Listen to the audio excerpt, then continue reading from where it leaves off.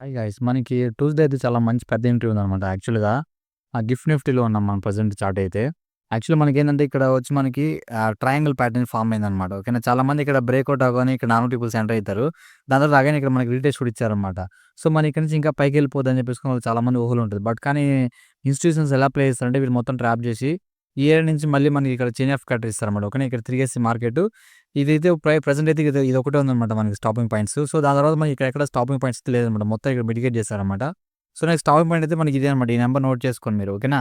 Actually దాదాపు ఇది 500 points దాకా ఉందనమాట మీకు. ఓకేనా. సో, ఇది చాలా పెద్ద ఎంట్రీ అనమాట. దీన్ని మిస్ కాకుండా మీరు తీసుకోవాల్సి ఉంటది. సో, సేమ్ సినారియో మనకి ఎలా అంటే మన నిఫ్టీలో చూపెడతారు మనకు. నిఫ్టీలో మనకి ప్రెజెంట్ ఈ ఈ ఈ ప్లేస్‌లో మనకి గిఫ్ట్ నిఫ్టీ ఉన్నారన్నమాట ప్రెజెంట్. ఓకేనా.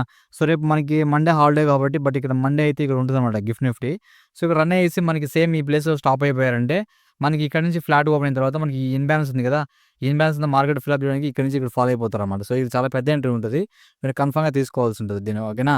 సో, మనకి ఈ అన్‌ఫార్చునేట్‌లీ మార్కెట్ అయితే గిఫ్ట్ నిఫ్టీలో మనం చూద్దాం ఒకసారి. గిఫ్ట్ నిఫ్టీలో ఆ ఇన్‌స్టిట్యూషన్స్ అనే వాళ్ళు మొత్తం టార్గెట్ అనేది దీన్ని మొత్తం కొట్టేసారంటే మనం ఏం చేయలేమనమాట. ఓకేనా. రేపు మార్నింగ్ మనకి ట్యూస్‌డే మనకి టోటల్‌గా గ్యాప్ డౌన్ ఓపెన్ అయ్యేసి మనకి ఇలాగ డైరెక్ట్‌గా టార్గెట్ ఓపెన్ చేయడానికి ఉంటదనమాట పెద్ద పెద్ద ఎంట్రీస్. ఓకేనా.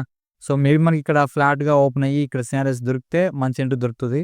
లేకపోతే మనకి ఫుల్ గ్యాప్ డౌన్ ఓపెన్ అయ్యాయంటే మనం ఈ ట్రేడ్ అయితే మిస్ అయినట్టే అనమాట. ఓకేనా. సో, మీరు ఇంకా ఈ స్టాపింగ్ పాయింట్స్‌ని ఎలా మార్క్ చేయాలి? నాకు ట్రేడింగ్ అనలైజ్ ఎలా నేర్చుకోవాలి ఇంకా నేర్చుకోవాలనుకుంటే నా సబ్జెక్ట్‌లో అయితే కోర్స్ జాయిన్ అవ్వండి. మీకు ప్రాపర్‌గా నేర్పిస్తాను ప్రతి ఒక్కటి అంతా. ఓకేనా. ఓకే. థాంక్స్.